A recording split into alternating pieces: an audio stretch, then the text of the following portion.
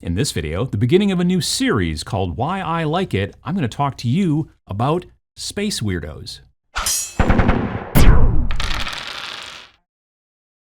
So this is the beginning of a new series, Why I Like It, where I will explain to you things that I like. They might be game systems, they might be models or model lines, they might be tools, hobby tools, they might be all kinds of different things. I frequently talk about things either on the Every Other Sunday show or during a Twitch stream or something like that, and people were like, hey, where'd you find out about that? Or that thing you talked about, what was that again? And that kind of stuff. And I see it a lot because our hobby is small but vast. So sometimes things fly under the radar that I don't hear about, but maybe you do. And sometimes there's things that, I hear about that maybe you don't. And so I want to tell you about some things that I like. Another very important note, this is not sponsored. I bought this game myself. If you like the game, if you want to check it out, there is a link in the description. It is not an affiliate link. I will not get any kind of kickback on it or anything along those lines. And I think I'm going to do it that way, the way that this review thing goes, this Why I Like It. It's going to be like that. The only money I'm going to make off of this at all is from the potential ads that YouTube might serve in front of you, like any of my other videos or whatever. So that's it. But just understand, I bought this. Honestly, I came across it myself. No one even sent it out to me or told me about it, which I'll explain in a sec. But that's the way that this series is going to go. And these types of videos, this Why I Like It stuff, won't be every week. It'll happen once in a while, and kind of when I find something that I like. I'm not even 100% sure how I came across this. I think it just showed up in the new releases sort of like tab on the wargamevault.com website. You folks should be checking out Wargame Vault as well. It's a great place to find all kinds of indie miniature stuff, miniature games and rule sets and add-ons and all kinds of things like that. Mostly PDF, but sometimes print on demand as well. And I just remember seeing the cover, just this very interesting kind of black and white, cool artwork, and the name Space Weirdos, and I liked the font and everything about it, and I was like, oh, okay, you got me, I'll click. And so I took a look at it and read about it a little bit just through the description, and it was like $4.99. I was like, yep, okay, sure. So I bought it and downloaded it, and I noticed something really quickly. I noticed that it was narrow. The PDF was kind of narrow. It was not the normal format of an 8.5 by 11 is what we use over here in the United States. And I thought, well, maybe this is some sort of weird European thing. I don't know. In Adobe Reader or whatever, if you mouse over the actual document down in the bottom corner, it'll tell you the size. And it said that the size was like 5.5 by 8.5. And the old kind of punk rock zine fan in my brain was like, that's a zine size. That's it. Now, if you don't know what a zine is, back in the day before the internet, you used to go to shows and things like that. People used to photocopy little tiny magazines like this and trade them with their friends and sell them sometimes and that kind of stuff. And they were known as zines, which is short for magazine. And they were black and white almost always. And they usually had like a little staple there and that's all that kind of stuff. And when I saw this size, I'm like, huh. And then I started flipping through it and realized it was only 16 pages long. And 16 pages divides by 4. And on a given spread, you get 2 pages on one side and 2 pages on the other side. And I'm like, this was designed to be printed out in a little booklet like this if you want to. And so I did, because I'm that kind of nerd. It's not real hard. You can go to Kinko's or Office Max or any kind of printing place like that, and they can do it. But, I'm that special kind of dork that has their own fancy stapler for stapling booklets. And so I did it, and I'm very happy I did, because this is a really, really fun game. Now, one thing I didn't understand right from the get was what a heartbreaker was. Space Weirdos, a skirmish heartbreaker. And that comes from the fact that I'm not necessarily a big RPG player, and specifically not indie RPGs. So luckily, right here on the first lead off on the page, it says, Space Weirdos is my skirmish heartbreaker. In RPG terms, a heartbreaker is a fixed version of D&D, fixed in quotes, published by an amateur. In my online circles, a lot of old school D&D people are discovering or rediscovering miniatures, wargaming, and starting to write rules when they find the big name games too expensive and convoluted. So what a heartbreaker is, after I talked to a couple other people that I know, it's when you take a game and change it. Like you're like, I like this game except for this part, and this part, and it needs this. And then you do that, and then you republish it, specifically if it's an older thing or whatever like that.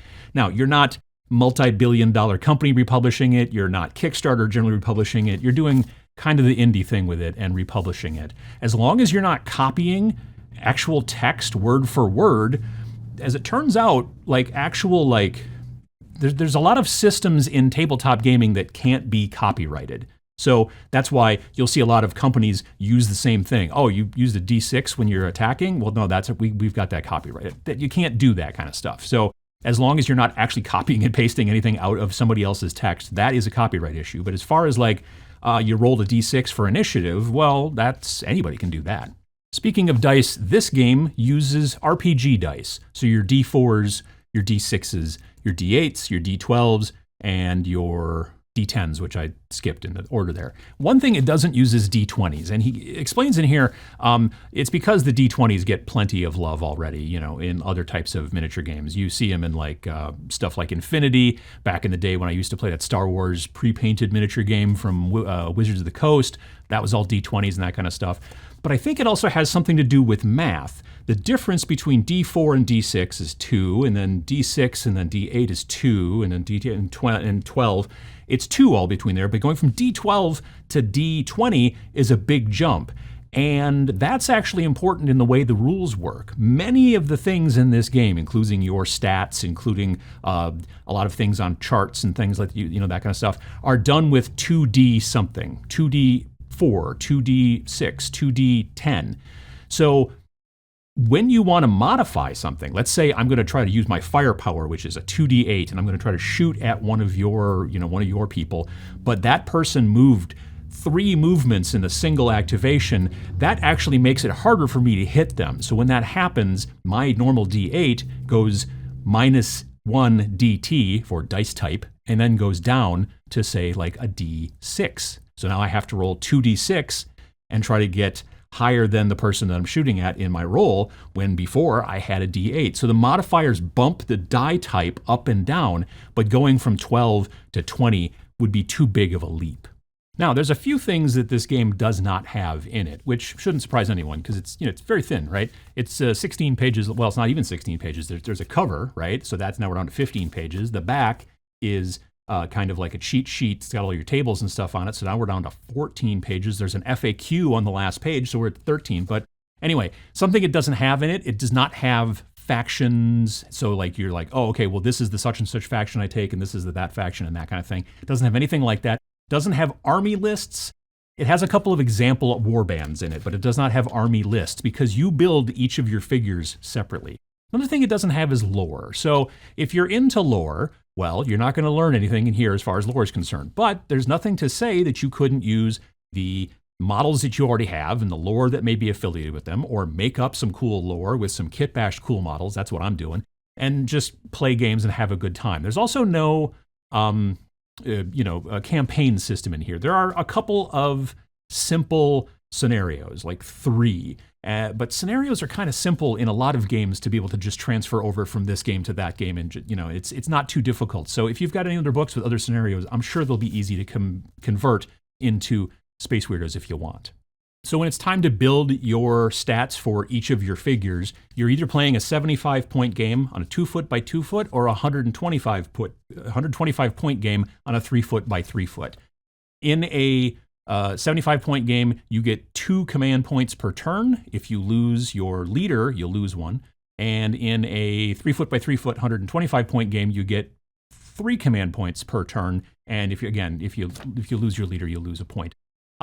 Your command points are also use them or lose them. You can't go in between turns and save them up. You use them for all kinds of different things. There's a little chart somewhere in here in the back that talks about the different things you can do with your command points. Hustle, power up, dodge, first strike, overwatch, regroup, things like that. So that's what you're spending your points on. And again, you use them or you lose them. When it is actually time to start building your figures, what you do is you have 5 stats. You have move, you have speed, firepower, defense, prowess, and willpower. 4 of those 5 are dice, meaning 2d6, 2d8, 2d10, that kind of thing. Speed is the only one that's not dice. Speed is a number, either 1, 2, or 3. What that means is that when it's time for you to activate a figure, all figures get 3 activations. But if your speed is 1, you can only use one of those activations to move, right? So that's how that works. If your speed is 3 and you really need to get across the board, you could use all 3 of yours for movement, which would be kind of cool. Another thing about the game is it uses you make yourself a little short stick. You can use all kinds of things. You could use dowels, you could use a pencil, you could use cardboard, whatever. But you measure that based off of what scale you're playing in, and then that's your movement. When you want to move, you move one stick. Everybody moves the same. It's just that some people can move more in a turn than others can. That's just kind of the simple way it works. The rest of the numbers are all rolled when you do something, and they're either opposed rolls against somebody, like I'm shooting you with a gun, so I use firepower, and you're trying to not get shot with a gun, so you're using your defense, or it's a complete just test to see how well you roll. You also spend points to get a ranged weapon. Every person gets a ranged weapon. Every person can have a close combat weapon. The weapons aren't crazy specific. You're getting into things like auto pistol, heavy pistol, energy pistol, auto rifle, heavy rifle, sniper rifle, shotgun, energy rifle, flamer, rocket launcher, and autocannon. That's it. That's the entire thing. Now, that's still a decent number of different types of weapons. One of the things I like about this game is how it's very thin, and I don't physically mean like, there's not a ton here, but there is a decent amount of crunch. The modifiers for changing, your dice when you're like, oh, my firepower is a D8, but you're in cover, and so then therefore your defense, which is a D6, gets bumped up because you're in cover, and now it's a D8, and that kind of stuff. All those little things they've got a nice little crunch to them, but it's not too much. It's not too convoluted, and once you get used to figuring out, okay, this is a modifier, it bumps it up 1 or it bumps it down 1, that kind of stuff, it actually makes it way easier versus trying to constantly memorize, well, this gives you a +2, but this only gives you a +1. Just bumping it up or down a die thing makes a pretty specific change. You can still roll 2 1s, don't get me wrong, but you also have the ability to completely outroll your opponent if you're doing an opposed roll, because if I'm rolling D8s and you're rolling D6s, you can't get above a 12, and I can.